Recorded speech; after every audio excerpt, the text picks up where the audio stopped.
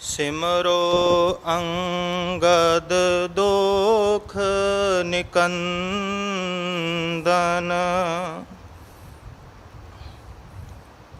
अमरदास गुर हृदय त्यामो गुर हृदय त्यावो।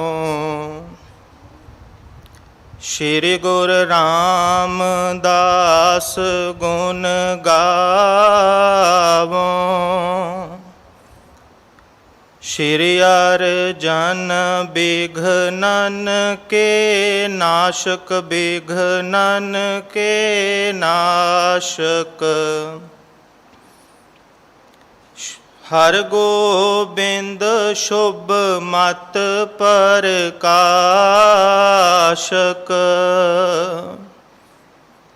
श्री हर राय नमो कर जोरी नमो कर जोरी। गुर हर कृष्ण मनाए बहोरी।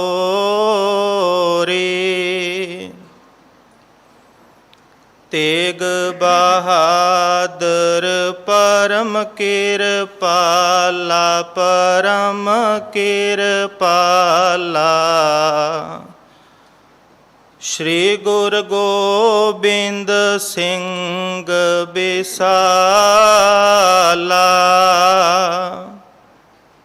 तारों तरा पग पुन पुन सीसा पग पुन पुन सीसा। बंदों बार बार जगदीसा।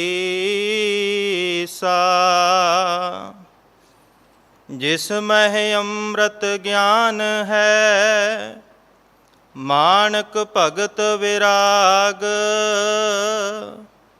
गुरु ग्रंथ साहिब उधद बंदो कर अनुराग। एक अंकारा सतगुरु जेह प्रसाद सच होए। वाहिगुरु जी की फतेह बिघ्न विनाशन सोए। वाहिगुरु जी की फतेह बिघ्न विनाशन सोए। सहज सुभावक बैठे रहे सोरो की जल ऊपर अहे। महाप्रवाह नीर को चाले ठहरी ऊपर शिला विशाले। वाहिगुरु जी का खालसा वाहिगुरु जी की फतेह। गुरु दर ते हाजर गुरु सवारे खालसा जी। आप जी वडभागे हो जो 8वें पातशाह गुरु हरकृष्ण साहब महाराज जी दे पवित्र चरण छो प्राप्त इतिहासक स्थान गुरुद्वारा बंगला साहब जी की यात्रा करदे हां। जुगो जुग अटल छतर चवर तखत दे मालक। धन धन धन श्री गुरु ग्रंथ साहिब पातशाह महाराज जी दे हजूर। मनुखा जीवन दियां घड़ियां नूं सफला कर रहे हो। सतगुरु सारियां दी यात्रा सफल करन। सारियां दे परिवारां विच कारोबारां विच सतगुरु चढ़दी कला बख्शण। हुण समा है गुरु दरबार दे नियम अनुसार गुरु इतिहास दी ਚੱਲ ਰਹੀ ਲੜੀਵਾਰ ਕਥਾ ਦਾ ਆਪਣੀਆਂ ਮਨ ਬਿਰਤੀਆਂ ਇਕਾਗਰ ਕਰੋ।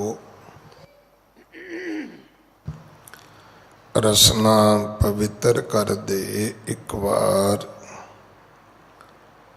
ਸਾਰੇ ਉਚਾਰਨ ਕਰੋ ਜੀ ਸਤਨਾਮ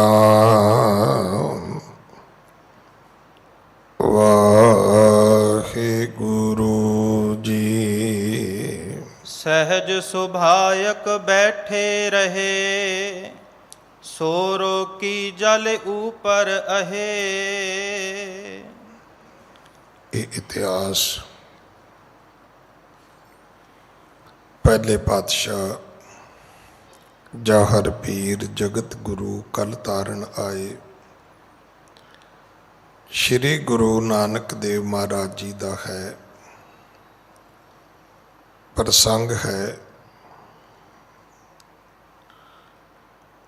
ਜਗਤ ਜਲੰਦੇ ਨੂੰ ਤਾਰਦੇ, ਨੌ ਖੰਡ ਪ੍ਰਿਥਵੀ ਦਾ ਉਧਾਰ ਕਰਦੇ ਗੁਰੂ ਨਾਨਕ ਦੇ ਪਿਤਾ ਮਹਾਰਾਜ ਦੂਸਰੀ ਉਦਾਸੀ ਦੇ ਵਿੱਚ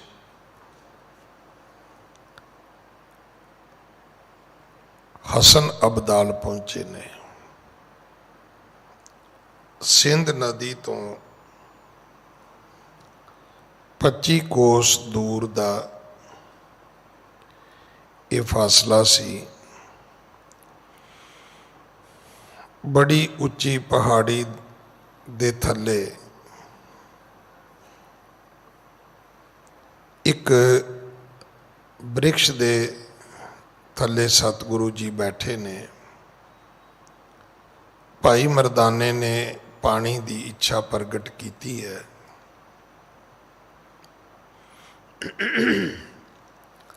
ਸਤਿਗੁਰਾਂ ਨੇ ਆਖਿਆ, ਮਰਦਾਨਿਆ ਪਾਣੀ ਇੱਥੇ ਨਹੀਂ ਮਿਲਣਾ, ਪਾਣੀ ਤੈਨੂੰ ਪਹਾੜੀ ਤੇ ਮਿਲੇਗਾ। ਭਾਈ ਮਰਦਾਨਾ ਇੱਕ ਵਾਰੀ ਗਿਆ, ਉੱਥੇ ਜਿਹੜਾ ਕੰਧਾਰ ਤੋਂ ਆਇਆ ਇੱਕ ਫਕੀਰ ਸੀ। ਅਜੇ ਉਹ ਫਕੀਰ ਬਣਿਆ ਹੀ ਨਹੀਂ, ਪਰ ਨਾ ਉਹਨੇ ਆਪਣਾ ਬਲੀ ਰੱਖ ਲਿਆ ਪੈਗੰਬਰ। ਮੈਂ ਤੇ ਕੱਲ ਪਰਸੋਂ ਵੀ ਬੇਨਤੀ ਕੀਤੀ ਸੀ, ਤੇ ਇਵੇਂ ਹੀ ਹੈ ਕਿ ਜਿਵੇਂ ਕੋਈ ਬੱਚਾ ਡਿਗਰੀ ਕਰਦਾ ਕਰਦਾ ਹੀ ਆਪਣੇ ਆਪ ਨੂੰ ਇੰਜੀਨੀਅਰ, ਵਕੀਲ, ਡਾਕਟਰ ਲਿਖਣਾ ਸ਼ੁਰੂ ਕਰ ਦੇਵੇ। ਅਜੇ ਉਹ ਫਕੀਰ ਵੀ ਪੂਰਾ ਨਹੀਂ ਬਣਿਆ, ਉਹਨੇ ਆਪਣਾ ਨਾਂ ਲਿਖ ਲਿਆ ਬਲੀ। ਉਹਨੇ ਆਪਣੀ ਜੋ ਥੋੜ੍ਹੀ ਬਹੁਤੀ ਉਹਦੇ ਕੋਲੇ ਸਿੱਧੀ ਸੀ, ਕਰਾਮਾਤ ਸੀ, ਉਹਦੇ ਨਾਲ ਉਹਨੇ ਪਹਾੜੀ ਤੇ ਪਾਣੀ ਰੋਕਿਆ ਸੀ। ਭਾਈ ਮਰਦਾਨੇ ਨੇ ਉਹਦੇ ਕੋਲੋਂ ਪਾਣੀ ਮੰਗਿਆ ਤੇ ਉਹਨੇ ਪਾਣੀ ਦਿੱਤਾ ਨਹੀਂ, ਸਗੋਂ ਉਹਨੇ ਪੁੱਛਣਾ ਸ਼ੁਰੂ ਕਰ ਦਿੱਤਾ, ਤੂੰ ਕੌਣ ਹੈ, ਤੂੰ ਕਿੱਥੋਂ ਆਇਆ ਹੈ, ਤੂੰ ਕਿਹਦੇ ਨਾਲ ਆਇਆ ਹੈ। ਇਹ ਚੀਜ਼ਾਂ ਸਾਰੀਆਂ ਜਿਹੜੀਆਂ ਨੇ ਸਾਡੀ ਸੇਵਾ ਨੂੰ ਵਿਅਰਥ ਗਵਾਉਂਦੀਆਂ ਨੇ। ਵੇਖੋ, ਜਦੋਂ ਤੁਸੀਂ ਬਲੱਡ ਡੋਨੇਟ ਕਰਦੇ ਹੋ, ਅਗਰ ਤੁਸੀਂ ਇਹ ਪੁੱਛੋ ਜੀ ਇਹ ਖੂਨ ਦਿਓਗੇ ਕਿਹਨੂੰ, ਤੁਹਾਡੀ ਸੇਵਾ ਅੱਧੀ ਰਹਿ ਗਈ। ਵੇਖੋ, ਖੂਨ ਪੀਣ ਦੇ ਕੰਮ ਤਾਂ ਆਏਗਾ ਨਹੀਂ, ਅਖੀਰ ਖੂਨ ਤਾਂ ਕਿਸੇ ਨੂੰ ਚੜ੍ਹੇਗਾ ਹੀ, ਤੇ ਚੜ੍ਹੇਗਾ ਵੀ ਉਹਨੂੰ ਜਿਹਦਾ ਘੱਟ ਹੋਏਗਾ। ਜਿਹਦਾ ਪਹਿਲਾਂ ਹੀ 14, 15, 16 ਗ੍ਰਾਮ ਹੋਏਗਾ ਉਹਨੂੰ ਕਿਉਂ ਚੜ੍ਹੇਗਾ। ਜਿਵੇਂ ਅੱਜ ਆਕਸੀਜਨ ਜਿਹੜੇ ਕਨਸਨਟ੍ਰੇਟਰ ਆ ਰਹੇ ਨੇ, ਹੁਣ ਇੱਕ ਤੇ ਉਹ ਲੋਕ ਨੇ ਜਿਹੜੇ ਕਾਲਾ ਬਾਜ਼ਾਰੀ ਕਰਦੇ ਨੇ, ਜਿਹੜੇ 300 ਦੀ ਚੀਜ਼ 50,000 'ਚ ਵੇਚਣ ਲਈ ਤਿਆਰ ਬੈਠੇ ਨੇ, ਔਰ ਫਿਰ ਨਕਲੀ। ਇੱਕ ਤੇ ਉਹ ਪਾਪੀ ਲੋਕ ਨੇ, ਪਰ ਇੱਕ ਪੁੰਨੀ ਲੋਕ ਵੀ ਹੈਗੇ ਨੇ ਜਿਹੜੇ ਸੇਵਾ ਕਰ ਰਹੇ ਨੇ। तो मैं किसी ਨੂੰ ਅਮਰੀਕਾ ਪੁੱਛਿਆ, मैं क्या जी तुसी भेज रहे हो? कहते जी भेज रहे हैं। मैं क्या सानू भेज दिओ इत्थे दिल्ली? कहते नहीं असी किते होर भेज रहे हैं। मैं क्या तां भी ठीक है, क्योंकि जिहड़ा ऑक्सीजन कंसनट्रेटर है ਉਹਦੇ ਤੇ कोई रख के चाह तो बना नहीं सकता, रोटी पका नहीं सकता। वो तो किसी के ऑक्सीजन लैण का काम आएगा, तो लवेगा वो जिहदी घट होएगी, जिहदी पहले ही पूरी है वो मशीन ला के साह क्यों लेगा। मैं कहा चलो जिथे भेज दो उत्थे ही भेजो, क्योंकि वो सिर्फ साह लैण दे काम आनी, होर किसी काम आनी नहीं। वो इसी तरह पानी पीण दे काम है। पर जे भाई मरदाने ने पानी मंगया तो उन्हें पूछना शुरू कर दिता, तू कौन है, तू कित्थों आया है, तू किहदे नाल आया है। भाई मरदाना जी वापस आ गए।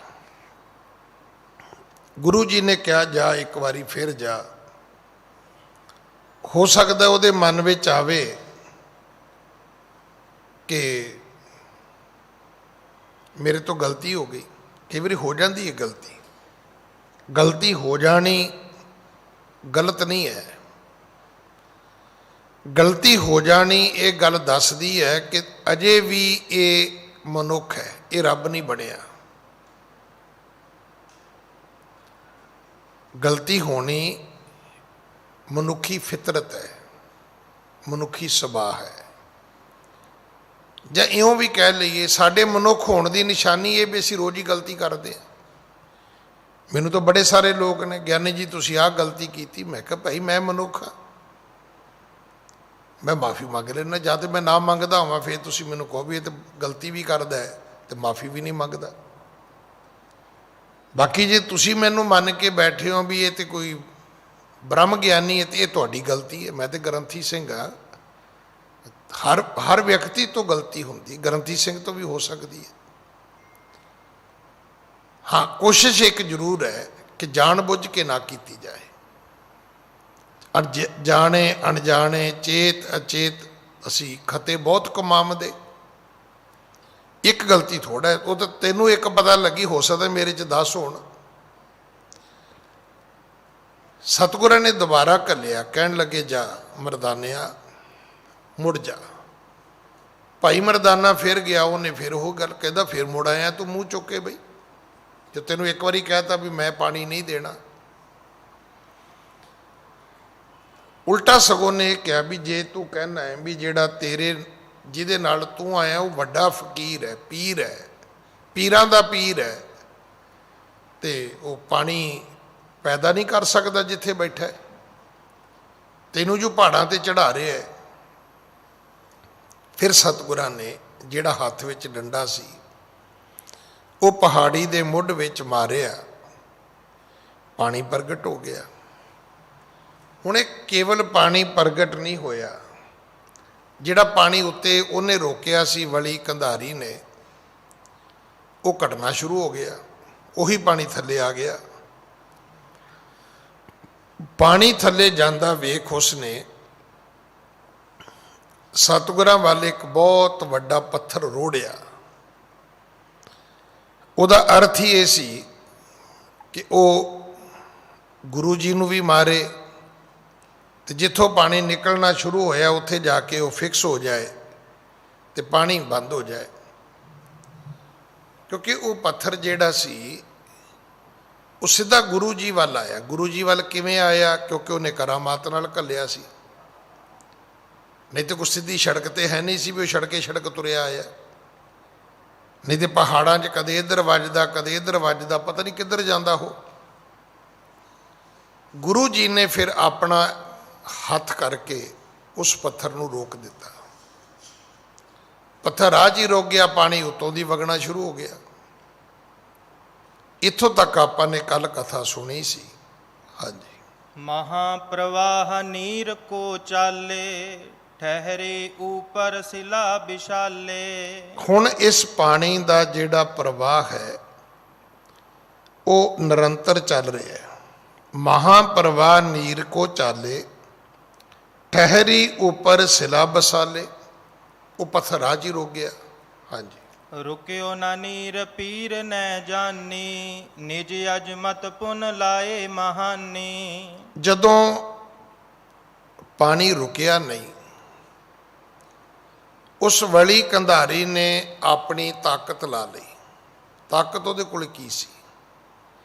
ਇੱਥੇ ਸਰੀਰਕ ਤਾਕਤ ਦੀ ਗੱਲ ਨਹੀਂ,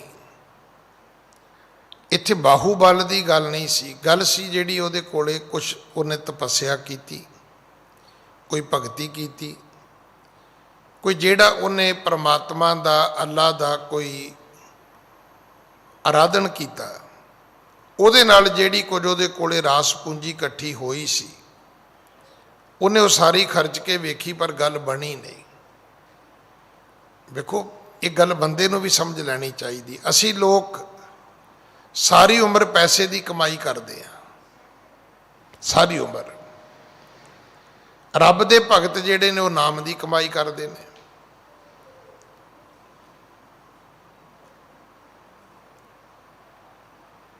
ਉਹਨਾਂ ਦੇ ਵਿੱਚ ਥੋੜ੍ਹੇ ਲੋਕ ਹੁੰਦੇ ਨੇ ਜਿਹੜੇ ਆਪਣੀ ਕਮਾਈ ਸਾਂਭ ਲੈਂਦੇ ਨੇ, ਨਹੀਂ ਤੇ ਕਈ ਮੇਰੇ ਵਰਗੇ ਹੁੰਦੇ ਨੇ, ਉਹ ਸੁੰਡ ਦੀ ਗੰਢੀ ਲੈ ਕੇ, ਜਦੋਂ ਅਦਰਕ ਸੁੱਕ ਜਾਏ ਨਾ ਉਹਨੂੰ ਫਿਰ ਸੁੰਡ ਕਹਿੰਦੇ ਨੇ। ਉਹ ਫਿਰ ਸੁੰਡ ਦੀ ਗੰਢੀ ਲੈ ਕੇ ਤੇ ਕਹਿੰਦੇ ਵੀ ਚੂਹਾ ਜਿਹੜਾ ਸੀ ਉਹ ਪੰਸਾਰੀ ਬਣ ਗਿਆ। ਔਰ ਕਹਿੰਦਾ ਜੀ ਸਾਡੀ ਵੀ ਕਰਿਆਨੇ ਦੀ ਦੁਕਾਨ ਹੁੰਦੀ ਹੈ। ਕਈ ਮੇਰੇ ਵਰਗੇ ਇੱਦਾਂ ਦੇ ਵੀ ਹੁੰਦੇ ਨੇ, ਥੋੜ੍ਹਾ ਜਿਹਾ ਪਾਠ ਪੂਜਾ ਕੀਤੀ, ਮਾੜਾ ਮੋਟਾ ਰੱਬ ਨੇ ਕੋਈ ਸ਼ਕਤੀ ਦੇਤੀ ਤੇ ਹੱਟੀ ਖੋਲ ਕੇ ਬਹਿ ਗਿਆ, ਗੱਦੀ ਲਾ ਕੇ ਬਹਿ ਗਿਆ। ਆਓ ਜੀ ਪੁੱਤ ਲੈ ਲਓ ਜੀ, ਦੁੱਧ ਲੈ ਲਓ ਜੀ, ਹੱਟੀ ਕੰਮ ਲੈ ਲਓ ਜੀ, ਘਰ ਲੈ ਲਓ ਜੀ, ਮੱਥੇ ਟਿਕਾਉਣੇ ਸ਼ੁਰੂ ਕਰ ਦਿੱਤੇ। ਤੇ ਉਹ ਆਪਣੀ ਪੂੰਜੀ ਗਵਾ ਲੈਂਦੇ ਨੇ। ਇਸੇ ਤਰ੍ਹਾਂ ਸਾਡੇ 'ਚ ਵੀ ਬੜੇ ਲੋਕ ਨੇ, ਸਾਡੇ ਵਿੱਚ ਵੀ ਬੜੇ ਲੋਕ ਨੇ ਜਿਹੜੇ ਸਾਰੀ ਉਮਰ ਪੈਸੇ ਦੀ ਕਮਾਈ ਕਰਦੇ ਨੇ, ਸਾਰੀ ਉਮਰ।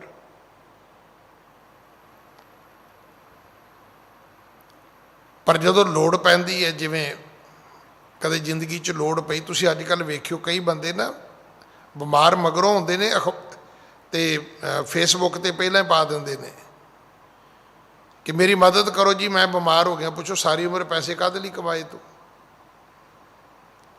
ਵੀ ਜੇ ਤੂੰ ਪੈਸੇ ਕਮਾਏ ਆਪਣੀ ਬਿਮਾਰੀ ਵਾਸਤੇ ਵੀ ਨਹੀਂ ਕਮਾਏ, ਹੁਣ ਵੀ ਤੂੰ ਕਹਿੰਦੇ ਮੇਰਾ ਇਲਾਜ ਲੋਕ ਕਰਾਉਣ, ਤੇ ਇਸ ਤੋਂ ਬੁਰੀ ਹੋਰ ਕਿਹੜੀ ਗੱਲ ਹੋ ਸਕਦੀ ਹੈ? ਮਤਲਬ ਸਾਰੀ ਉਮਰ ਤੂੰ ਘਰ ਘਰ ਜਾ ਕੇ ਪੈਸੇ ਇਕੱਠੇ ਕੀਤੇ, ਤੇ ਅੱਜ ਤੈਨੂੰ ਆ ਪੈਸੇ ਦੀ ਲੋੜ ਪਈ ਤੇ ਤੂੰ ਪੈਸੇ ਬਿਮਾਰ ਹੋ ਕੇ ਫਿਰ ਮੰਗਣੇ ਸ਼ੁਰੂ ਕਰਤੇ ਕਿ ਆ ਮੇਰਾ ਅਕਾਊਂਟ ਨੰਬਰ ਹੈ ਜੀ, ਹੁਣ ਇਹਦੇ 'ਚ ਪਾ ਦਿਓ ਜੀ। ਔਰ ਮੈਂ ਸੰਗਤ ਨੂੰ ਵੀ ਬੇਨਤੀ ਕਰਾਂਗਾ, ਇਸ ਧੰਦੇ ਤੋਂ ਸਾਨੂੰ ਬਚਣਾ ਚਾਹੀਦਾ ਹੈ। ਅਗਰ ਇਹ ਇੱਦਾਂ ਹੀ ਚੱਲਦਾ ਰਿਹਾ ਤੇ ਇਹ ਉਹੀ ਕੰਮ ਹੋਣਾ ਹੈ ਜਿਹੜਾ ਉਹ ਮੈਡੀਕਲ ਲਾਈਨ 'ਚ ਹੋ ਰਿਹਾ ਹੈ ਕਿ ਕਈ ਮੇਰੇ ਵਰਗੇ ਚੰਗੇ ਭਲਿਆਂ ਨੇ ਮੰਜੀ ਤੇ ਪੈ ਜਾਣਾ ਵੀ ਸਾਧ ਸੰਗਤ ਜੀ ਪੈਸੇ ਭੇਜੋ, ਕਿਉਂਕਿ ਉੱਦਾਂ ਤੇ ਕੋਈ ਕਥਾ ਵਾਰਤਾ ਕਰਾ ਨਹੀਂ ਰਿਹਾ, ਨਾ ਕੋਈ ਕੀਰਤਨ ਕਰਾ ਰਿਹਾ ਕੋਈ, ਵੀ ਚਲੋ ਹੋਰ ਨਹੀਂ ਤੇ ਮੰਜੀ ਤੇ ਪੈ ਕੇ ਇਕੱਠੇ ਕਰ ਲਓ।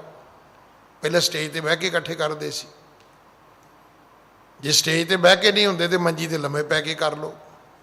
ਨਹੀਂ, ਸਾਨੂੰ ਇਹ ਕੰਮ ਨਹੀਂ ਕਰਨਾ ਚਾਹੀਦਾ।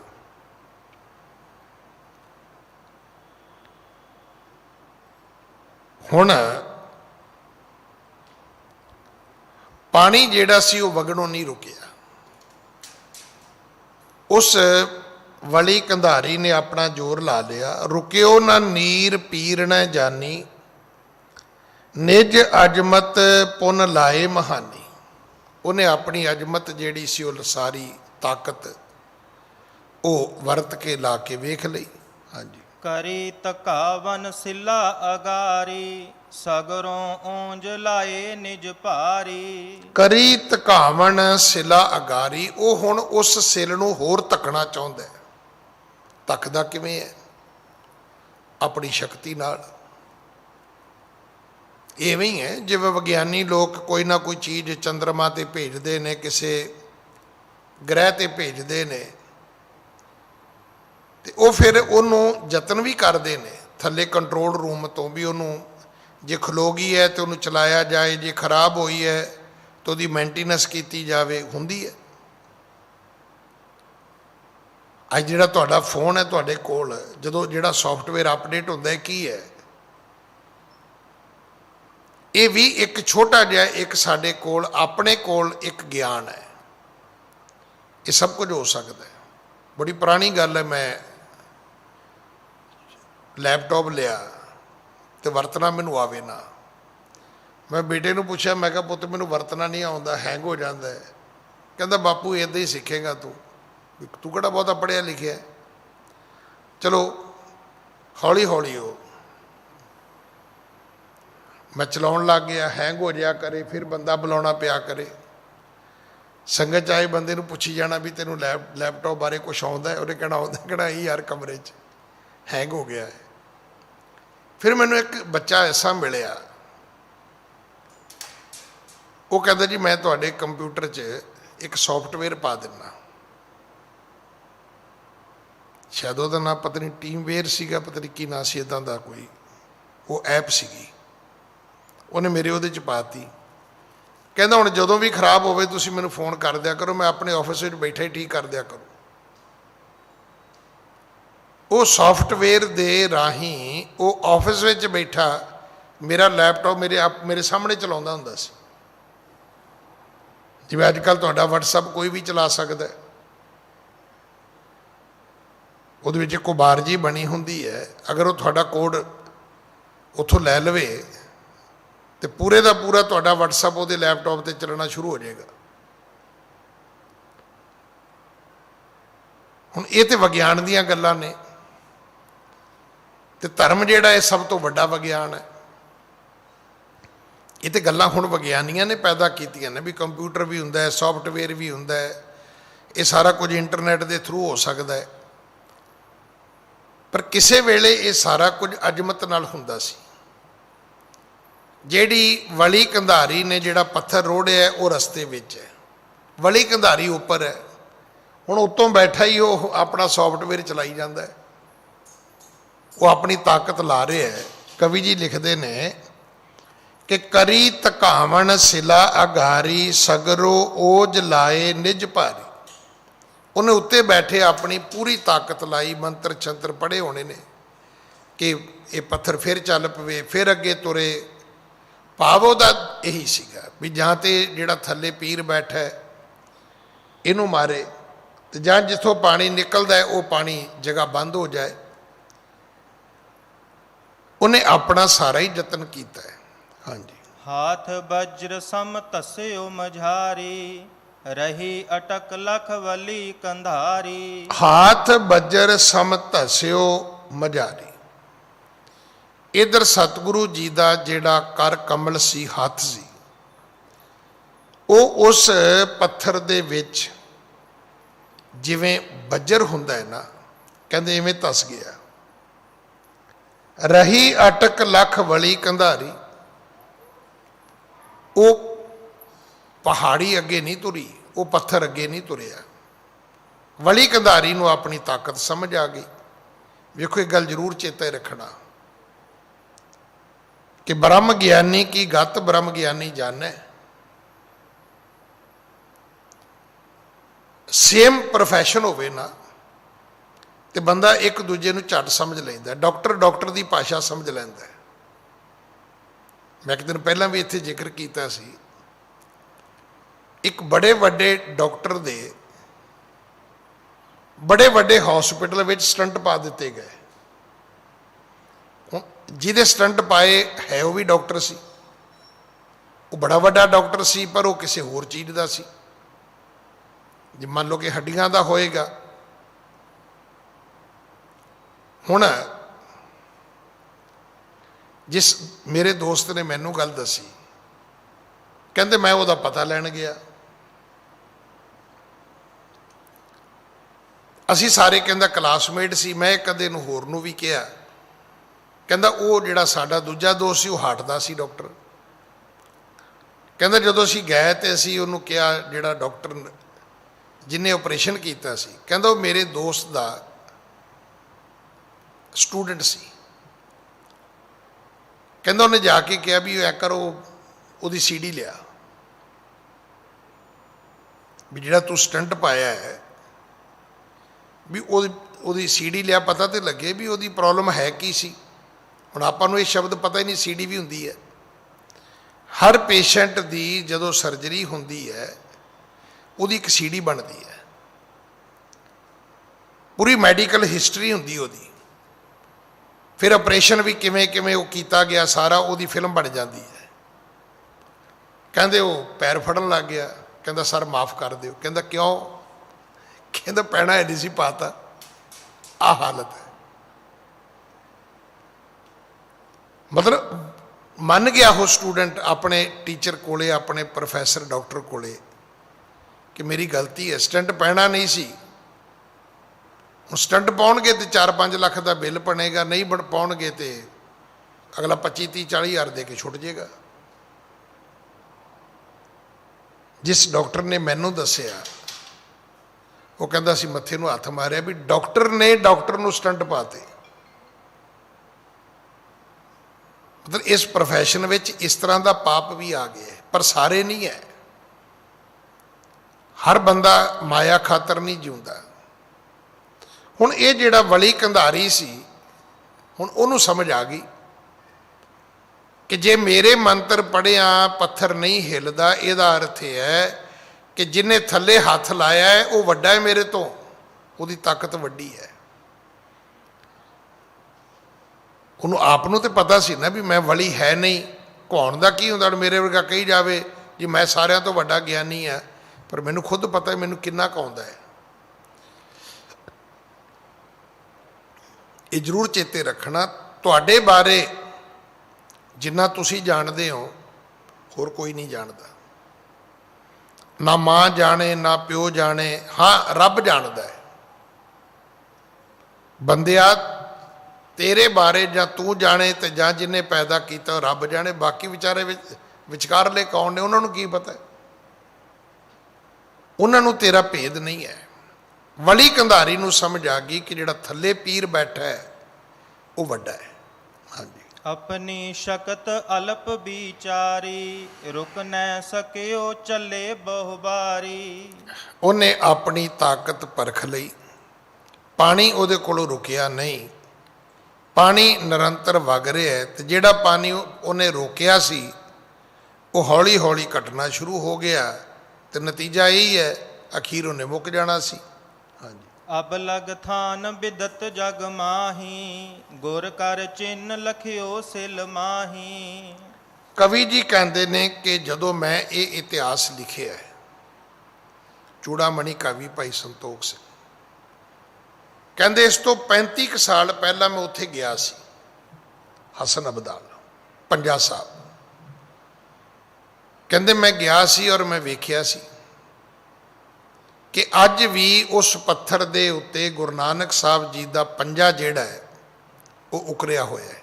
ਹਾਂਜੀ। ਰਹੇ ਮਿਟਾਏ ਜਤਨ ਤੇ ਕੇਈ, ਰਹੇ ਉਸ ਚਿੰਨ ਹਾਰ ਗਏ ਤੇਈ। ਬੜੀਆਂ ਮੁਗਲ ਹਕੂਮਤਾਂ ਆਈਆਂ, ਬੜੇ ਗੁਰੂ ਘਰ ਨਾਲ ਵਿਰੋਧ ਕਰਨ ਵਾਲੇ ਲੋਕ ਵੀ ਧਰਤੀ ਤੇ ਆਏ।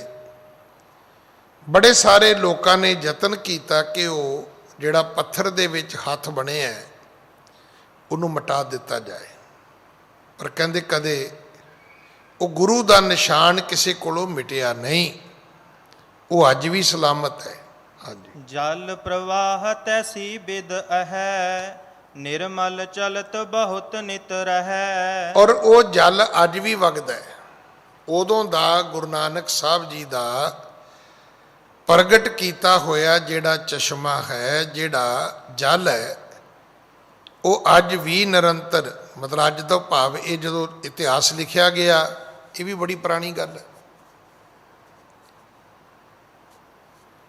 ਤੇ ਅੱਜ ਵੀ ਮੌਜੂਦ ਹੈ। ਹੁਣ ਵੀ ਜਿਹੜੇ ਪਾਕਿਸਤਾਨ ਗੁਰਧਾਮਾਂ ਦੀ ਯਾਤਰਾ ਕਰਦੇ ਨੇ ਉਹ ਸਾਰੇ ਉੱਥੇ ਦਰਸ਼ਨ ਕਰਕੇ ਆਉਂਦੇ ਨੇ, ਜਲ ਛਕ ਕੇ ਆਉਂਦੇ ਨੇ। ਕਈ ਤੇ ਸ਼ਰਧਾਵਾਨ ਉਹ ਜਲ ਆਪਣੇ ਘਰਾਂ ਵਿੱਚ ਲੈ ਕੇ ਵੀ ਆਉਂਦੇ ਨੇ।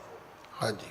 ਅਲਪ ਆਪ ਕੋ ਪੀਰ ਪਛਾਨਾ, ਸ਼ੀਘਰ ਆਏ ਗੁਰ ਪਗ ਲਪਟਾਨਾ। ਅਖੀਰ ਉਹ ਜਿਹੜਾ ਵਲੀ ਕੰਧਾਰੀ ਸੀ ਉਹ ਫਿਰ ਪਹਾੜੀ ਤੋਂ ਥੱਲੇ ਉਤਰ ਆਇਆ ਤੇ ਥੱਲੇ ਆ ਕੇ ਫਿਰ ਉਹਨੇ ਦੁਬਾਰਾ ਬਹਿਸ ਮੁਆਸਾ ਨਹੀਂ ਕੀਤਾ। ਵੇਖੋ ਇਹ ਵੀ ਸਿੱਖਣ ਵਾਲੀ ਗੱਲ ਹੈ। ਸਾਡੀ ਗਲਤੀ ਕੀ ਵੀ ਅਸੀਂ ਮੱਥਾ ਟੇਕਣ ਤੋਂ ਬਾਅਦ ਵੀ ਉੱਥੇ ਹੀ ਖਲੋਤੇ ਰਹਿੰਦੇ ਆ। ਮੱਥਾ ਟੇਕਣ ਤੋਂ ਪਹਿਲਾਂ ਤੁਸੀਂ ਨਿਸ਼ਾਨ ਸਾਹਿਬ ਕੋਲ ਖੜੇ ਹੋ ਜਾਓ, ਪ੍ਰਸ਼ਾਦ ਵਾਲੀ ਥਾਂ ਤੇ ਖੜੇ ਹੋ ਜਾਓ, ਜੋੜਾ ਘਰ 'ਚ ਖੜੇ ਰਹੋ, ਕੋਈ ਗੱਲ ਨਹੀਂ ਭਾਈ। ਪਰ ਮੱਥਾ ਟੇਕਣ ਤੋਂ ਬਾਅਦ ਵੀ ਤੁਸੀਂ ਕਹੋ ਵੀ ਪਤਾ ਨਹੀਂ ਮੈਂ ਮੱਥਾ ਠੀਕ ਟੇਕਿਆ ਵੀ ਹੈ ਕਿ ਨਹੀਂ ਟੇਕਿਆ, ਮੈਨੂੰ ਟੇਕਣਾ ਚਾਹੀਦਾ ਸੀ ਕਿ ਨਹੀਂ ਸੀ ਟੇਕਣਾ ਚਾਹੀਦਾ, ਨਾ, ਫਿਰ ਦੋ ਕੰਮ ਨਾ ਕਰੋ। ਇਹ ਗੱਲ ਜ਼ਰੂਰ ਆਪਣੇ ਹਿਰਦੇ ਵਿੱਚ ਧਾਰਨ ਕਰ ਲਓ ਕਿ ਜਬ ਹਮ ਸ਼ਰਨ ਪ੍ਰਭੂ ਕੀ ਆਈ, ਰਾਖ ਪ੍ਰਭੂ ਭਾਵੇਂ ਮਾਰ। ਫਿਰ ਭਰੋਸੇ ਨਾਲ ਆਓ, ਫਿਰ ਵਿਸ਼ਵਾਸ ਨਾਲ ਆਉਣਾ ਹੈ, ਫਿਰ ਭਟਕਣਾ ਨਹੀਂ ਹੈ।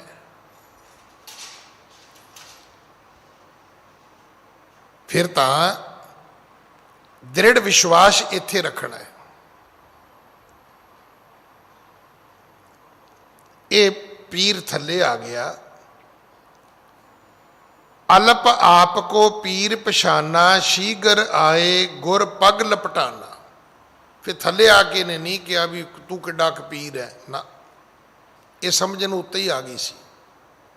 ਥੱਲੇ ਆ ਕੇ ਤੇ ਫਿਰ ਗੁਰੂ ਦੇ ਚਰਨਾਂ ਤੇ ਲਿਪਟ ਗਿਆ, ਢਹਿ ਪਿਆ। ਹਾਂਜੀ। हे प्रभ खता बख्शिए मोही, नहीं महात्म जान्यो तोही। ਕਹਿਣ ਲੱਗਾ ਜੀ ਮੇਰੀ ਭੁੱਲ ਬਖਸ਼ ਦਿਓ, ਮੈਂ ਤੁਹਾਡੀ ਮਹਿਮਾ ਨੂੰ ਸਮਝ ਹੀ ਨਹੀਂ ਸਕਿਆ। ਤੁਹਾਡੇ ਸੇਵਕ ਨੇ ਮੈਨੂੰ ਦੱਸਿਆ ਤੇ ਜ਼ਰੂਰ, ਪਰ ਮੈਂ ਆਪਣੇ ਹੰਕਾਰ, ਆਪਣੀ ਅਗਿਆਨਤਾ, ਮੈਂ ਆਪਣੀ ਭੁੱਲ ਕਰਕੇ ਤੁਹਾਡੀ ਵਡਿਆਈ ਨੂੰ ਸਮਝ ਨਹੀਂ ਪਾਇਆ। ਹਾਂਜੀ। होए प्रलोक सहाय विशेषा, असमो को की जय उपदेशा। ਕਹਿਣ ਲੱਗਾ ਜੀ ਲੋਕ ਦੇ ਸੁੱਖ ਮੈਂ ਪਹਿਲਾਂ ਹੀ ਛੱਡੇ ਹੋਏ ਨੇ, ਮੈਂ ਤੇ ਪਹਾੜੀ ਤੇ ਰਹਿਣਾ, ਦੁਨੀਆ ਨਾਲ ਮੇਰਾ ਵਾਸਤਾ ਪਹਿਲਾਂ ਹੀ ਕੋਈ ਨਹੀਂ ਹੈ। ਰਹੀ ਗੱਲ ਜਿਹਦੇ ਲਈ ਮੈਂ ਤਪ ਕਰ ਰਿਹਾ, ਉਹ ਹੈ ਕਿ ਮੈਨੂੰ ਪਰਲੋਕ ਦੇ ਸੁੱਖ ਮਿਲਣੇ ਚਾਹੀਦੇ ਨੇ। ਕਹਿਣ ਲੱਗਾ ਜੀ ਹੁਣ ਕਿਰਪਾ ਕਰੋ ਅੱਗੋਂ ਵਾਸਤੇ। ਹੋਏ ਪਰਲੋਕ ਸਹਾਏ ਵਿਸਾਲਾ, ਹੋਏ ਪਰਲੋਕ ਸਹਾਏ ਵਿਸ਼ੇਸ਼ਾ, ਅਸ ਮੋਕੋ ਕੀਜੈ ਉਪਦੇਸ਼ਾ। ਬਸ ਇਹ ਉਪਦੇਸ਼ ਮੈਨੂੰ ਦਿਓ ਵੀ ਅੱਗੋਂ ਮੈਂ ਕੀ ਕਰਾਂ। ਅਸੀਂ ਗੁਰਦੁਆਰੇ ਆ ਕੇ ਨਹੀਂ ਕਹਿੰਦੇ ਕਿ ਮਹਾਰਾਜ ਮੱਤ ਦਿਓ। ਮੈਂ ਕਈ ਵਾਰੀ ਬੇਨਤੀ ਕੀਤੀ ਵੀ ਉਹ ਮਰਾਸੀਆਂ ਦਾ ਜਵਾਕ ਸੀ ਬੱਚਾ। ਇਹ ਮਰਾਸੀ ਇੱਕ ਅਖੌਤੀ ਜਾਤ ਹੈ, ਡੂਮ ਵੀ ਕਹਿ ਦਿੰਦੇ ਆਪਾਂ ਇਹਨਾਂ ਨੂੰ, ਮੀਰ ਵੀ ਕਹਿ ਦਈਦਾ, ਦਾਦੇ ਵੀ ਕਹਿ ਦਈਦਾ। ਤੇ ਉਹ ਆਪਣੀ ਮਾਂ ਨੂੰ ਕਹਿੰਦਾ ਹੈ ਵੀ ਅੰਮੀ ਅੰਮੀ ਅੱਲਾ ਕਰੇ ਆਪਣੀ ਮੱਝ ਮਰ ਜੇ। ਤੋ ਮਾਂ ਕਹਿੰਦੀ ਵੀ ਚਲੋ ਇਹ ਤੇ ਠੀਕ ਹੈ ਵੀ ਤੂੰ ਡੂਮਾਂ ਦਾ ਜਵਾਕ ਹੈ ਤੇ ਗੱਲ ਤੇ ਤੂੰ ਵੱਖੀ ਚੋਂ ਹੀ ਕਰੇਗਾ, ਪਰ ਪੁੱਤ ਮੈਨੂੰ ਤੇਰੀ ਗੱਲ ਨਾ ਸਮਝ ਨਹੀਂ ਆਈ ਵੀ ਮੱਝ ਮਰ ਜੇ ਦਾ ਕੀ ਮਤਲਬ ਹੋਇਆ। ਕਹਿੰਦਾ ਅੰਮੀ ਰੋਟੀਆਂ ਮੰਗ ਕੇ ਲਿਆਈ ਦੀਆਂ ਨੇ। ਕਹਿੰਦੀ ਹਾਂ। ਤੇ ਕਹਿੰਦਾ ਮੱਝ ਲਈ ਪੱਠੇ ਲੈਣ ਜਾਣਾ ਪੈਂਦਾ। ਕਹਿੰਦੀ ਫੇਰ? ਕਹਿੰਦਾ ਮੱਝ ਵੀ ਮਰ ਜੇ ਦੁੱਧ ਮੰਗ ਲਿਆ ਕਰਾਂਗੇ, ਨਾਲ ਰੋਟੀਆਂ ਮੰਗਣ ਜਾਈਦਾ ਹੀ ਹੈ ਤੇ ਦੁੱਧ ਵੀ ਮੰਗ ਲਿਆ ਕਰਾਂਗੇ। ਅਸੀਂ ਗੁਰਦੁਆਰੇ ਆ ਕੇ ਕਦੇ ਮੱਤ ਨਹੀਂ ਮੰਗਦੇ ਗੁਰੂ ਕੋਲੋਂ। ਤੁਸੀਂ ਸਕੂਲਾਂ ਵਿੱਚ ਗਏ, ਕਾਲਜਾਂ ਵਿੱਚ ਗਏ, ਯੂਨੀਵਰਸਿਟੀਆਂ ਵਿੱਚ ਗਏ, ਕੀ ਲੈਣ ਗਏ? ਤੁਸੀਂ ਗਿਆਨ ਲੈਣ ਗਏ ਨਾ, ਐਜੂਕੇਸ਼ਨ ਲੈਣ ਗਏ, ਤਾਂ ਆਪਾਂ ਗੁਰਦੁਆਰੇ ਕਿਉਂ ਨਹੀਂ ਆਉਂਦੇ? ਇੱਥੇ ਆ ਕੇ ਤਾਂ ਸਿੱਧੇ ਹੀ ਕਹਿੰਦੇ ਮਹਾਰਾਜ ਜੀ ਕਾਰ ਦੇ ਦਿਓ, ਪੁੱਛੋ ਵੀ ਚਲਾਉਣੀ ਆਉਂਦੀ ਹੈ ਤੈਨੂੰ? ਫਿਰ ਤੂੰ ਪੀ ਕੇ ਚਲਾਏਗਾ। ਇਸ ਕਰਕੇ ਮਹਾਰਾਜ ਮੈਨੂੰ ਪਹਿਲਾਂ ਮੱਤ ਦਿਓ, ਪਹਿਲਾਂ ਅਕਲ ਚਾਹੀਦੀ ਹੈ। ਜਦੋਂ ਵੀ ਇਹ ਕੋਈ ਮਸ਼ੀਨ ਬਣੀ ਹੈ ਨਾ, ਕੋਈ ਇੰਸਟਰੂਮੈਂਟ ਬਣਿਆ ਹੈ, ਅੱਜ ਤੁਸੀਂ ਵੇਖੋ ਹਰ ਕੰਪਨੀ ਉਹਦਾ ਪਹਿਲਾਂ ਡੈਮੋ ਦਿੰਦੀ ਹੈ। ਉਹ ਚਲਾਉਣੀ ਤਾਂ ਸਿੱਖ ਲਓ ਭਾਈ। ਬੜੇ ਸਾਰੇ ਲੋਕ ਨੇ ਨਾ ਚੀਜ਼ ਚਲਾਉਣੀ ਹੋਰ ਕਰਕੇ, ਆਉਂਦੀ ਕਰਕੇ ਉਹ ਆਪਣਾ ਨੁਕਸਾਨ ਕਰ ਲੈਂਦੇ ਨੇ।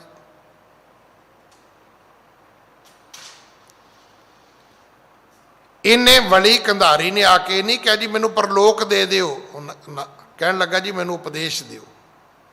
ਉਪਦੇਸ਼ ਵਿੱਚ ਕੀ ਹੋਏਗਾ? ਨੈਗੇਟਿਵ ਵੀ ਹੋਏਗਾ, ਪੋਜ਼ਿਟਿਵ ਵੀ ਹੋਏਗਾ। ਹਰ ਚੀਜ਼ ਦੇ ਦੋ ਪੱਖ ਨੇ, ਚੰਗਾ ਵੀ ਹੈ ਮਾੜਾ ਵੀ ਹੈ। ਕੋਈ ਦੁਨੀਆ ਦੀ ਚੀਜ਼ ਐਸੀ ਨਹੀਂ ਜਿਹਦੇ ਦੋ ਪਹਿਲੂ ਨਹੀਂ ਹੋਣਗੇ।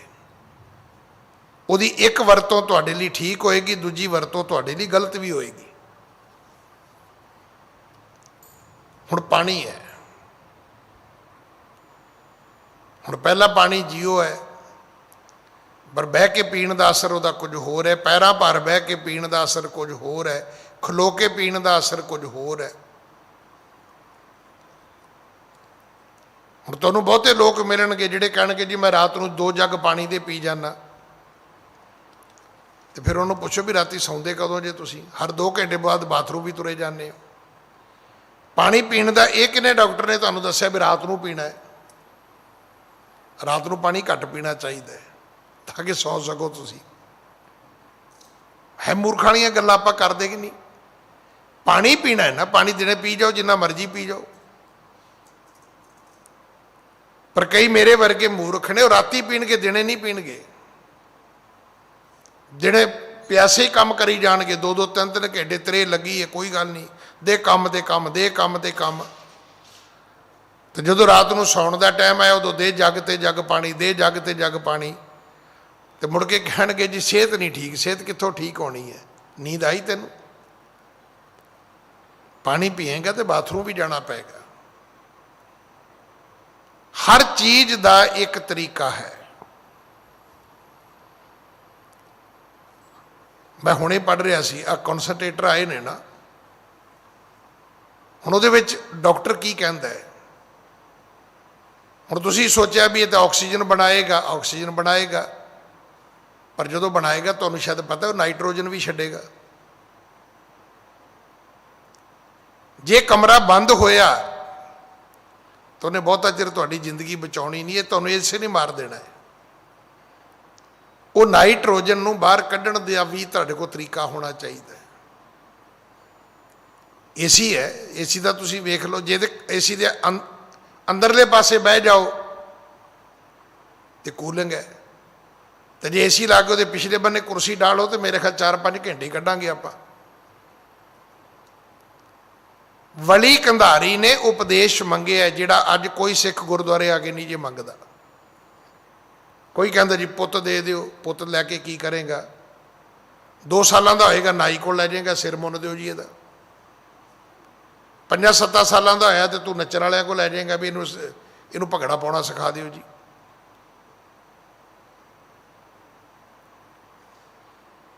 ਸੌ ਚੋਂ 60 ਬੰਦੇ ਐਸੇ ਨੇ ਜਿਹੜੇ ਛੋਟੇ ਛੋਟੇ ਬੱਚਿਆਂ ਨੂੰ, ਉਹ ਜੀ ਇਹਨੂੰ ਠੰਡ ਲੱਗ ਜਾਏਗੀ, ਉਹਨੂੰ ਆਪ ਸ਼ਰਾਬ ਪਿਆਉਂਦੇ ਨੇ ਗਲਾਸੀ 'ਚ ਪਾ ਕੇ।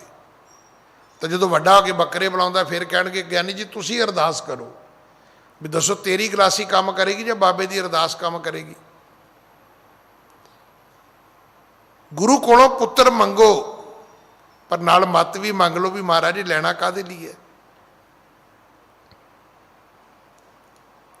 ਹਰ ਚੀਜ਼ ਦੇ ਵਾਸਤੇ ਅਕਲ ਚਾਹੀਦੀ। ਮੇਰੇ ਇਸ ਕਥਾ ਨੂੰ ਰੋਕਣ ਦਾ ਭਾਵ ਇੰਨਾ ਹੀ ਹੈ। ਵਲੀ ਕੰਧਾਰੀ ਤੋਂ ਸਿੱਖਣ ਦੀ ਲੋੜ ਸੀ, ਇੱਕੋ ਪੱਖ ਸਿੱਖਿਆ। ਉਹ ਪਾਣੀ ਨਹੀਂ ਸੀ ਦਿੰਦਾ ਜੀ, ਮਹਾਰਾਜ ਨੇ ਪਾਣੀ ਥੱਲੇ ਖਿੱਚ ਲਿਆ ਜੀ, ਕੀ ਕਥਾ ਖਤਮ ਹੋ ਗਈ? ਨਾ, ਇੱਥੋਂ ਕਥਾ ਸ਼ੁਰੂ ਹੋਈ ਹੈ। ਫਿਰ ਉਹ ਵਲੀ ਕੰਧਾਰੀ ਥੱਲੇ ਆਇਆ ਹੈ। ਫਿਰ ਥੱਲੇ ਆ ਕੇ ਉਹਨੇ ਮੁੜ ਕੇ ਗੁਰੂ ਨਾਨਕ ਸਾਹਿਬ ਨਾਲ ਮੱਥਾ ਨਹੀਂ ਮਾਰਿਆ ਉਹਨੇ। ਫਿਰ ਤਾਂ ਉਹ ਗੁਰੂ ਦੇ ਚਰਨਾਂ ਤੇ ਢਹਿ ਪਿਆ। ਫਿਰ ਤਾਂ ਉਹਨੇ ਗੁਰੂ ਦੇ ਚਰਨਾਂ ਤੇ ਮੱਥਾ ਟੇਕ ਦਿੱਤਾ। ਸਭ ਤੋਂ ਪਹਿਲਾਂ ਉਹਨੇ ਮਾਫੀ ਮੰਗੀ ਹੈ, ਕਹਿਣ ਲੱਗਾ ਜੀ ਗਲਤੀ ਹੋ ਗਈ, ਬਹੁਤ ਵੱਡੀ ਗਲਤੀ ਹੋ ਗਈ ਮੇਰੇ ਕੋਲੋਂ, ਮੈਂ ਤੁਹਾਡੀ ਮਹਿਮਾ ਨੂੰ ਜਾਣਿਆ ਨਹੀਂ, ਹੁਣ ਮੇਰੇ ਤੇ ਕਿਰਪਾ ਕਰ ਦਿਓ, ਮੈਨੂੰ ਪਰਲੋਕ ਦੇ ਸੁੱਖ ਚਾਹੀਦੇ ਨੇ। ਉਹਨੇ ਨਹੀਂ ਕਿ ਪਰਲੋਕ ਦੇ ਸੁੱਖ ਦੇ ਦਿਓ ਨਾ, ਕਹਿਣ ਲੱਗਾ ਜੀ ਉਪਦੇਸ਼ ਦੇ ਦਿਓ। ਬੜੀਆਂ ਗੱਲਾਂ ਨੇ ਜਿਹੜੀਆਂ ਸਾਨੂੰ ਨਹੀਂ ਮੰਗਣੀਆਂ ਆਉਂਦੀਆਂ। ਮੈਂ ਖਿਮਾ ਕਰਨਾ, ਮੈਂ ਗੱਲ ਹੋਰ ਕਵਾਂ, ਅੱਜ ਕੱਲ੍ਹ ਨਾ ਕਈ ਲੋਕ ਵਿਆਹ ਦੇ ਵਿੱਚ ਮੁੰਡੇ ਲਈ ਕਾਰ ਮੰਗ ਲੈਂਦੇ ਨੇ, ਤੇ ਕੁੜੀ ਦੇ ਪਿਓ ਕੋਲ ਜੇ 4 ਪੈਸੇ ਹੋਣ ਤਾਂ ਵੈਸੇ ਫੋਰਚੂਨਰ ਦੇ ਦਿੰਦਾ। ਤੇ ਕਈ ਡਰਦੇ ਵੀ ਵਿਚਾਰੇ ਜ਼ਮੀਨ ਵੇਚ ਕੇ ਵੀ ਦੇ ਦਿੰਦੇ ਨੇ ਵੀ ਭਾਈ ਧੀ ਵਸ ਜੇਗੀ। ਹੁਣ ਕਾਰ ਤੇ ਲੈ ਲਈ ਤੇ ਸ਼ਾਇਦ ਉਹਨਾਂ ਨੂੰ ਇਹ ਨਹੀਂ ਸੀ ਪਤਾ ਇੰਸ਼ੋਰੈਂਸ ਕਿੰਨੇ ਦੀ ਹੁੰਦੀ ਹੈ। ਇਹਦੀ ਇੰਸ਼ੋਰੈਂਸ 2 ਲੱਖ ਦੇ ਲਾਗੇ ਹੁੰਦੀ ਹੈ। ਹੁਣ 1 ਸਾਲ ਤੇ ਪਿਓ ਕਰਾ ਦੇਗਾ ਕੁੜੀ ਦਾ, ਤੇ ਅਗਲੇ ਸਾਲ ਕੌਣ ਕਰਾਏਗਾ? ਇਸ ਕਰਕੇ ਦਾਜ ਵੀ ਅਕਲ ਨਾਲ ਹੀ ਮੰਗਿਆ ਕਰੋ, ਨਹੀਂ ਤੇ ਤੀਜੇ ਸਾਲ ਕਾਰ ਵੇਚਣੀ ਪੈ ਜਾਣੀ ਹੈ। ਤੇ ਜਾਂ ਫਿਰ ਇਹੀ ਹੈ ਵੀ ਮੁੰਡਾ ਤੇ ਮੁੰਡੇ ਦਾ ਪਿਓ ਸਵੇਰੇ ਉੱਠ ਕੇ ਕੱਪੜਾ ਮਾਰ ਛੱਡਿਆ ਕਰਨ, ਗੱਡੀ ਧੋ ਤਾ ਛੱਡੀ ਟੂਟੀ ਲਾ ਕੇ ਪਾਣੀ ਵਾਲੀ, ਕਿਉਂਕਿ ਚਲਾਉਣ ਜੋਗੇ ਧੋਣੇ ਨਹੀਂ ਤੁਸੀਂ। ਸਤਿਗੁਰੂ ਬਾਣੀ 'ਚ ਬਾਰ-ਬਾਰ ਕਹਿੰਦੇ ਨੇ, ਅਕਲੀ ਸਾਹਿਬ ਸੇਵੀਐ, ਅਕਲੀ ਪਾਈਐ ਮਾਣ, ਅਕਲੀ ਪੜ੍ਹ ਕੇ ਬੁੱਝੀਐ, ਅਕਲੀ ਕੀਚੈ ਦਾਨ, ਵਲੀ ਕੰਧਾਰੀ ਤੋਂ ਸਿੱਖੋ। ਉਹ ਕਹਿੰਦਾ ਜੀ ਮੈਨੂੰ ਪਰਲੋਕ ਦਾ ਸੁੱਖ ਚਾਹੀਦਾ ਹੈ, ਪਰ ਉਹਨੇ ਸੁੱਖ ਨਹੀਂ ਮੰਗਿਆ। ਕਹਿਣ ਲੱਗਾ ਜੀ ਮੈਨੂੰ ਉਪਦੇਸ਼ ਦਿਓ, ਮੈਨੂੰ ਗਿਆਨ ਦਿਓ, ਮੱਤ ਦਿਓ, ਉਸ ਸੁੱਖ ਨੂੰ ਮੈਂ ਕਿਵੇਂ ਪਹੁੰਚ ਸਕਦਾ। ਅੱਜ ਜੋ ਕੁਝ ਸਾਡੇ ਘਰ ਵਿੱਚ ਹੈਗਾ, ਕੀ ਸਾਨੂੰ ਵਰਤਣਾ ਆਉਂਦਾ ਹੈ? ਤੁਸੀਂ ਵੇਖੋਗੇ ਅੱਜ ਵੀ ਬੰਦੇ ਸਿਰ ਤਲੀ ਤੇ ਰੱਖ ਕੇ ਬਾਹਰ ਭੱਜੇ ਫਿਰਦੇ ਨੇ। ਕਿਉਂ? ਕਿ ਤੁਹਾਡੇ ਘਰ ਖਾਣ ਜੋਗੀ ਰੋਟੀ ਨਹੀਂ ਹੈਗੀ? ਹੈਗੀ ਹੈ ਨਾ, ਤੇ ਜਾਨ ਬਚਾ ਲਓ। ਕਰੋਨਾ ਕਿਤੇ ਸਾਰੀ ਉਮਰ ਬੈਠਾ ਰਹਿਣਾ ਹੈ? ਗੱਲ 10, 15, 20 ਦਿਨਾਂ ਦੀ ਗੱਲ ਹੈ, ਮੁੜ ਕੇ ਠੀਕ ਹੋ ਜਾਣਾ। ਪਰ ਉਹਨਾਂ 10, 15 ਦਿਨਾਂ ਪਿੱਛੇ ਸਾਰਾ ਘਰ ਦਾ ਮਾਲ ਤੁਹਾਡਾ ਐਵੇਂ ਰਹਿ ਜਾਣਾ ਜੇ, ਕਰੋਨਾ ਲੈ ਜਾਏਗਾ। ਵਲੀ ਕੰਧਾਰੀ ਨੇ ਫਿਰ ਗੁਰੂ ਕੋਲੋਂ ਉਪਦੇਸ਼ ਮੰਗਿਆ। ਤੇ ਮੇਰੀ ਹਰ ਸਿੱਖ ਨੂੰ ਬੇਨਤੀ ਹੈ, ਜਦੋਂ ਵੀ ਗੁਰਦੁਆਰੇ ਆਉਂਦੇ ਹੋ ਜੋ ਮਰਜ਼ੀ ਮੰਗੋ, ਪਰ ਇੱਕ ਗੱਲ ਬਾਅਦ ਵਿੱਚ ਜ਼ਰੂਰ ਆਖਿਆ ਕਰੋ, ਮਹਾਰਾਜ ਇਹ ਜਿਹੜੀਆਂ ਮੇਰੀਆਂ ਸ਼ੁਭ ਮਨੋਕਾਮਨਾਵਾਂ ਨੇ ਨਾ, ਇਹ ਗੁਰਮਤਿ ਅਨੁਸਾਰ ਪੂਰੀਆਂ ਕਰਿਓ, ਮੇਰੀ ਮੱਤ ਮੁਤਾਬਕ ਨਾ ਕਰਿਓ। ਮੈਂ ਤੇ ਮੂਰਖ ਹਾਂ, ਬਾਰਕ ਵਾਂਗੀ ਹਾਂ ਸਭ ਕੁਛ ਮੰਗਾ। ਅਸੀਂ ਬੱਚੇ ਆ, ਹਰ ਚੀਜ਼ ਮੰਗੀ ਜਾਂਦੇ ਆ।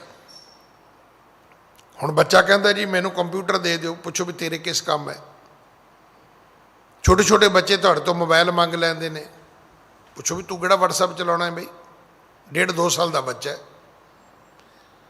ਹਾਂ, ਜਦੋਂ ਉਹੀ ਬੱਚਾ 18, 20 ਸਾਲ ਦਾ ਹੋਏਗਾ, ਤੁਹਾਨੂੰ ਖੁਦ ਲੈ ਕੇ ਦੇਣਾ ਪਏਗਾ, ਕਿਉਂਕਿ ਬੱਚੇ ਦੀ ਅੱਜ ਬਹੁਤੀ ਪੜ੍ਹਾਈ ਮੋਬਾਈਲ ਤੇ ਹੈ।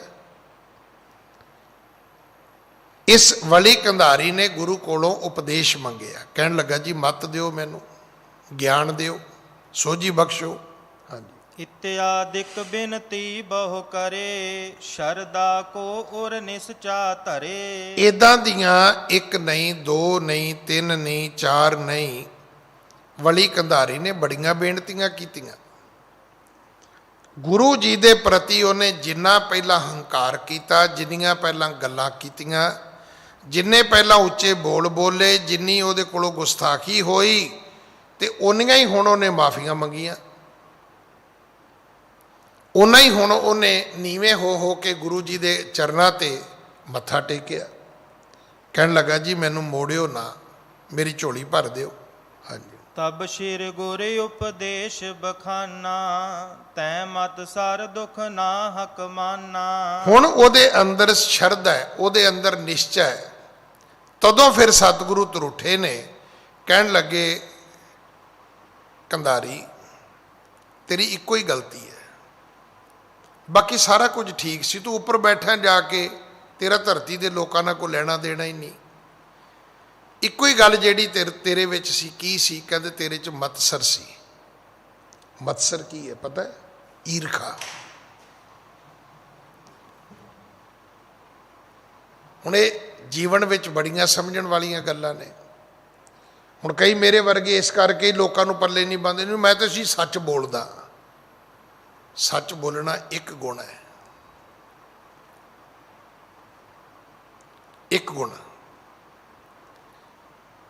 ਨਿੰਦਿਆ ਤਾਂ ਨਹੀਂ ਕਰਦਾ, ਚੁਗਲੀਆਂ ਤਾਂ ਨਹੀਂ ਕਰਦਾ, ਵੈਰ ਵਿਰੋਧ ਤਾਂ ਨਹੀਂ ਕਰਦਾ।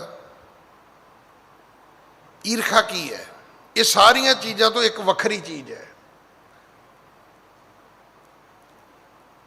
ਜਿਹਦਾ ਅਮੂਮਨ ਤੁਹਾਡੇ ਨਾਲ ਕੋਈ ਲੈਣਾ ਦੇਣਾ ਹੈ ਹੀ ਨਹੀਂ। ਮਤਲਬ ਕਿਸੇ ਨੇ ਮਹਿੰਗੀ ਘੜੀ ਪਾਈ ਹੈ, ਇਸ ਗੱਲ ਦੀ ਈਰਖਾ, ਇਹਨੇ ਮਹਿੰਗੀ ਕਿਉਂ ਪਾਈ ਹੈ? भी जे ते तेरी चोरी करके पाई है तां भी ठीक है, जे तेरे पैसों की पाई है तां भी ठीक है। अगले दी घड़ी अगले दी बांह ते बजी, अगले ने अपने पैसों नाल लई है, तो मेरे वर्गा एवें वेख वेख के खून सड़ी जाता है। ये अवगण किहदे च सी? ये अवगण उस वली कंधारी विच सी। वली कंधारी नूं भाई मरदाने ने कहा भी जिहड़ा मेरा पीर है, जिहड़ा मेरा गुरु है, दुनिया उन्होंने बड़ा मनदी है, दुनिया उहदे पैरां ते मत्था टेकदी है। हिंदू उन्होंने गुरु कहते हैं, मुसलमान उन्होंने पीर कहते हैं। लो इन्नी गल ही नहीं सुन सकिया तो यदा हक की कहना बनता सी? पता भी कहते होणगे बई आ पानी पी ते काका जा काम कर अपना। वो इन्नी गल नहीं सुन सकिया। भाई मरदाने ने कई, बाबे नानक बारे कई, तो उन्हें जाके तो नहीं कहा वली कंधारी तू छोटा है मेरा बाबा वड्डा है, उन्हें कहा ही नहीं है। तो हाँ, कोई आदमी आके तुहानू कहे भी तेरी घड़ी सस्ती है मेरी महंगी है, तेरी घड़ी माड़ी है मेरी चंगी है, ईर्खा करते चंगे लगते हैं। उन्हें कदे तुहाडे नाल गल ही नहीं की। ਇਹਦਾ गुरु साहब ने एक बहुत वधिया शब्द दिता सी। उन्हें कहा सी तुहाडा तुहानू खूब, साडा सानू खूब। गल खत्म हुई। तुहाडीआं चीज़ां तुहानू मुबारक, मेरियां चीज़ां मैनू मुबारक। ईर्खा किस गल दी है? ये एक शब्द मैं बोलता हुन्ना, वो लिखे होंगे ने ट्रकों वालियां ने अपनियां गड्डियां दे पिछे लिखे होंगे ने भी देंदा है रब, सड़दे ने सब, पता नहीं क्यों। गुरु नानक साहब ने वली कंधारी नूं कहा भी तेरे च होर कोई अवगण नहीं है। चोरी तू नहीं करदा, चकारी तू नहीं करदा, निंदिया चुगली तू नहीं करदा, किसी का धन पैसा तू नहीं मारदा, किसी को दुख तू नहीं दिंदा, उच्चा पहाड़ ते रहना है। बस तेरे च इक्को अवगण सी, वो सी ईर्खा, कि तू साडे सेवक तो साडी वडियाई सुन ही नहीं सकिया। बस इक्को ही अवगण है। गुरु जी ने उपदेश दिता कि तैं मत सर दुख नाहक माना, ये नाहक सी। साडी वडियाई दा तैनू की दुख होना चाहिए? कुछ भी नहीं। देखो कोई आदमी वध पढ़िया है, उसकी तनख्वाह ज़्यादा है, उसका घर महंगा है, उसका घर वड्डा है, हुण मेरे का ईर्खा करन लग जाए भी पुछो भी कुछ जाते हुए परमात्मा ने तेरिया चीज़ां उन्होंने दे दित्तियां ने, फिर तो हो सकता ईर्खा होवे। सतगुरु जी ने उसका दोष दसिया। दोष इक्को ही सी सिर्फ कि भाई मरदाने दी कीती वडियाई वली कंधारी हजम नहीं कर सकिया, सुन ही नहीं सकिया। हालांकि वह बाबे नानक नाल कोई लेना देना ही नहीं, ना उन्हें पहाड़ी तो थले उतरना, ना बाबे ने पहाड़ी ते चढ़ना। जाते हो ना भी उन्हें थले आके इत्थे बहना सी ते इत्थे पहला आके बाबा नानक बह गया, जां ये होवे कि बाबा नानक उपर आके मेरी थां ते बह जाएगा। जदों भी मन विच किसी प्रति ईर्खा आवे, पहली गल एक गल सोच लो कि तुहाडा ईर्खा का कोई कारण है, वजह है कोई? तो तुहाडा सुचेत मन कहेगा ना, कोई है ही नहीं। तो फिर ईर्खा काहदी है बई? पर सच ये है सारी दुनिया ही सड़ी जाती है, बिना तीलियां तो सड़ी जाती है, बिना अग तो सड़ी जाती है।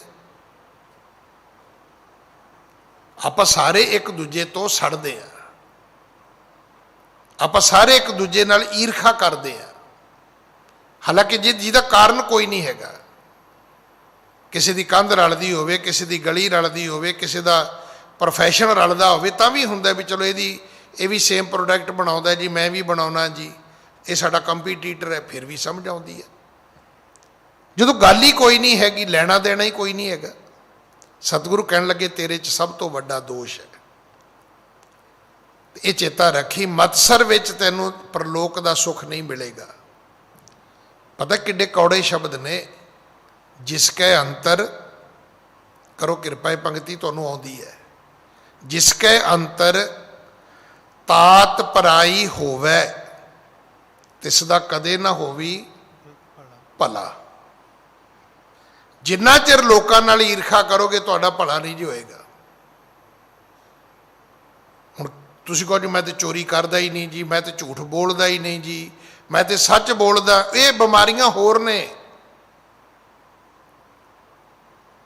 ਮੈਂ ਜੇ ਇੱਦਾਂ ਕਹਾਂ ਵੀ ਇਹ ਮਤਸਰ ਅੱਜ ਦੇ ਕਰੋਨੇ ਵਰਗੀ ਬਿਮਾਰੀ ਹੈ। ਹੁਣ ਕੋਈ ਆਦਮੀ ਕਵੇ ਜੀ ਮੈਨੂੰ ਸ਼ੂਗਰ ਵੀ ਨਹੀਂ ਜੀ, ਬਲੱਡ ਪ੍ਰੈਸ਼ਰ ਵੀ ਨਹੀਂ ਜੀ, ਕੈਂਸਰ ਵੀ ਨਹੀਂ ਜੀ, ਕੋਈ ਗੈਸ ਦੀ ਪ੍ਰੋਬਲਮ ਵੀ ਨਹੀਂ ਜੀ, ਕੋਈ ਮੈਨੂੰ ਗਠੀਆ ਵੀ ਨਹੀਂ ਹੈ ਜੀ, ਉਹ ਕਮਲਿਆ ਕਰੋਨਾ ਇਕੱਲਾ ਹੀ ਵਾਧੂ ਹੈ, ਇਹ ਇਕੱਲਾ ਹੀ ਲੈ ਜਾਏਗਾ ਤੈਨੂੰ। ਈਰਖਾ ਏਡੀ ਮਾੜੀ ਬਿਮਾਰੀ ਹੈ, ਇਹ ਵੈਰ ਵਿਰੋਧ ਇੰਨੀ ਮਾੜੀ ਬਿਮਾਰੀ ਹੈ। ਬਿਨਾਂ ਕਾਰਨ, ਮਤਸਰ ਤੋਂ ਭਾਵ ਹੈ ਬਿਨਾਂ ਕਾਰਨ ਕਿਸੇ ਨਾਲ ਈਰਖਾ ਕਰਨੀ। ਹਾਂਜੀ, ਜਿਸ ਮੈਂ ਪ੍ਰਾਪਤ ਕਿਛੂ ਨਾ ਹੋਏ, ਹਰ ਖਰੀਦੈ ਕਰ ਤਿਆਗੋ ਸੋਏ। ਇਹਦੇ ਵਿੱਚੋਂ ਕਿਸੇ ਨੂੰ ਕੁਝ ਵੀ ਪ੍ਰਾਪਤ ਨਹੀਂ ਹੋਣਾ। ਇਹਦਾ ਹੱਲ ਕੀ ਹੈ? ਇਹਦਾ ਹੱਲ ਬੜਾ ਵਧੀਆ ਹੈ। ਤੁਹਾਡੇ ਪਿੰਡ ਵਿੱਚ ਕਿਸੇ ਨੇ ਕੋਠੀ ਬਣਾਈ, ਇੱਕ ਈਰਖਾ ਇਹ ਹੈ ਕਿ ਜੀ ਐਡਾ ਮਹੱਲ ਬਣਾ ਕੇ ਖੜਾ ਕਰਕੇ ਬਹਿ ਗਿਆ ਜੀ। ਇੱਕ ਦਾ ਹੱਲ ਹੋਰ ਵੀ ਹੈ, ਭਾਜੀ ਸਾਡੇ ਪਿੰਡ ਆਇਓ, ਸਾਡੇ ਪਿੰਡ ਬਣਾਈ ਸਰਦਾਰਾਂ ਨੇ ਕੋਠੀ, ਮੈਂ ਤੁਹਾਨੂੰ ਵਿਖਾ ਕੇ ਲਿਆਉਂਗਾ, ਲਓ ਸਾਰੇ ਮਸਲੇ ਹੱਲ ਹੋ ਗਏ।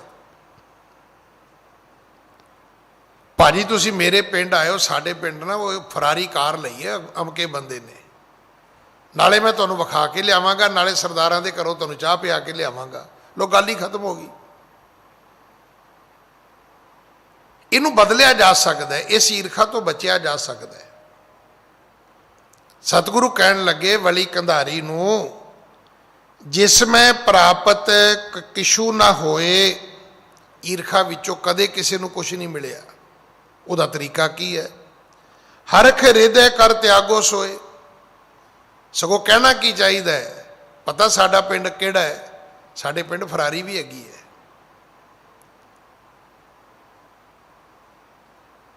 ਕਿੱਡੇ ਮਾਣ ਦੀ ਗੱਲ ਹੈ,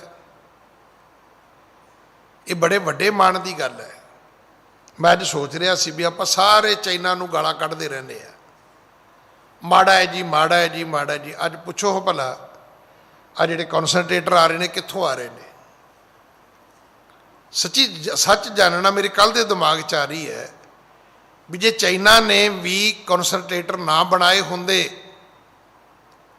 ਤੇ ਅੱਜ ਬੰਦੇ ਦਾ ਬਣਨਾ ਕੀ ਸੀਗਾ? ਮੈਂ ਕਹਿੰਦਾ ਲੱਖ ਹਜ਼ਾਰਾਂ ਗੁਣਾ ਚਾਈਨਾ ਦੇ ਨਹੀਂ ਮਾਫ ਕੀਤੇ ਜਾ ਸਕਦੇ। ਚਲੋ ਮੈਂ ਵੀ ਤੁਹਾਡੇ ਨਾਲ ਸਹਿਮਤ ਹਾਂ, ਪਰ ਅੱਜ ਅਮਰੀਕਾ ਤੋਂ ਖਰੀਦੋ ਤੇ ਮੇਡ ਇਨ ਚਾਈਨਾ, ਕੈਨੇਡਾ ਤੋਂ ਖਰੀਦੋ ਮੇਡ ਇਨ ਚਾਈਨਾ, ਸਿੰਗਾਪੁਰ ਤੋਂ ਖਰੀਦੋ ਮੇਡ ਇਨ ਚਾਈਨਾ।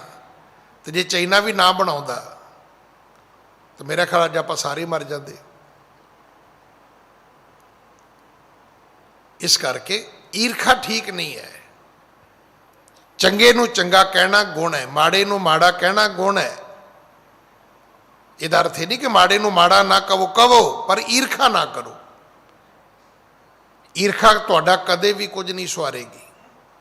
ਤੇ ਉਹਦਾ ਤਰੀਕਾ ਕੀ ਹੈ? ਖੁਸ਼ ਰਹਿਣਾ ਸਿੱਖ ਲਓ। ਉਹੀ ਚੀਜ਼ਾਂ ਤੁਹਾਨੂੰ ਜ਼ਿੰਦਗੀ ਦੇਣਾ ਸ਼ੁਰੂ ਕਰ ਦੇਣਗੀਆਂ ਭਾਈ।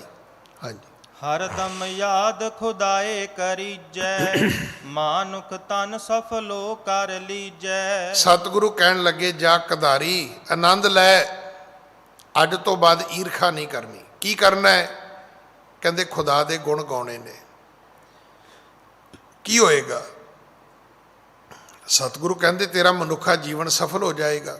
ਹਾਂਜੀ, ਇਤਿਆਦਿਕ ਗੁਰ ਕਹੇ ਬੋ ਮਾਨਿਓ, ਪਦ ਪੰਕਜ ਪ੍ਰਣਾਮ ਸੁਠਾਨਿਓ। ਇੰਨੇ ਬਚਨ ਸੁਣ ਕੇ ਕਹਿਣ ਲੱਗਾ ਜੀ 7 ਬਚਨ, ਮੱਥਾ ਟੇਕਿਆ, ਕਹਿਣ ਲੱਗਾ ਜੀ ਬਿਲਕੁਲ ਅੱਜ ਤੋਂ ਬਾਅਦ ਇਦਾਂ ਹੀ ਕਰਾਂਗਾ। ਇਹ ਗੁਰੂ ਜੀ ਰੋਜ਼ ਕਹਿੰਦੇ ਨੇ, ਗੁਰ ਕਹਿਆ ਸਾਕਾਰ ਕਮਾਵੋ, ਗੁਰ ਕੀ ਕਰਨੀ ਕਾਹੇ ਤਬ। ਉਹ ਭਾਈ ਜੋ ਗੁਰੂ ਕਹਿੰਦਾ ਉਹਨੂੰ ਕਮਾਇਆ ਕਰੋ। ਇਹ ਨਹੀਂ ਵੀ ਗੁਰੂ ਦਾ ਕਿਹਾ ਸੁਣ ਲਿਆ ਤੇ ਕਰਨਾ ਉਹੀ ਹੈ ਜੋ ਪਹਿਲਾਂ ਕਰਦੇ ਸੀ। ਨਹੀਂ, ਫਿਰ ਕਥਾ ਸੁਣਨੀ ਵੀ ਫਲੀ ਭੂਤ ਨਹੀਂ ਹੋਏਗੀ। ਦੇਖੋ ਇੰਨੀ ਕਥਾ ਵਲੀ ਕੰਧਾਰੀ ਵਾਲੀ ਮੈਨੂੰ ਵੀ ਨਹੀਂ ਸੀ ਆਉਂਦੀ। ਮੈਂ ਵੀ ਜਦੋਂ ਕਥਾ ਸੁਣਾਈ ਇੰਨੀ ਸੁਣਾਈ ਹੈ ਕਿ ਉਹ ਭਾਈ ਮਰਦਾਨਾ ਪਾਣੀ ਲੈਣ ਗਿਆ ਤੇ ਇਹਨੇ ਪਾਣੀ ਨਹੀਂ ਦਿੱਤਾ, तो बाबे नानक ने उसका हंकार निबेड़ता, उन्होंने थले पानी लै आंदा थले नहीं। उस तो अगली गल वेखो किड्डी वड्डी है। सारे दोषां दे विच सब तो वड्डा दोष है मत्सर, जिहड़ा बिना कारण, इस करके वड्डा नहीं है कि झूठ बोलना पाप नहीं है, मर्डर करना बड़ा वड्डा पाप है, किसी का कतल ही कर देना। पर कतल करने का कोई रीजन होएगा, तुहानूं कुछ मिलता होएगा, उन्हें तुहाडा कुछ खोया होएगा। ईरखा का तो मतलब ही नहीं बनता। ईरखा जिस गल तो तुहाडे जीवन में आई, उहदा तुहाडे नाल लैना देना कोई नहीं सीगा।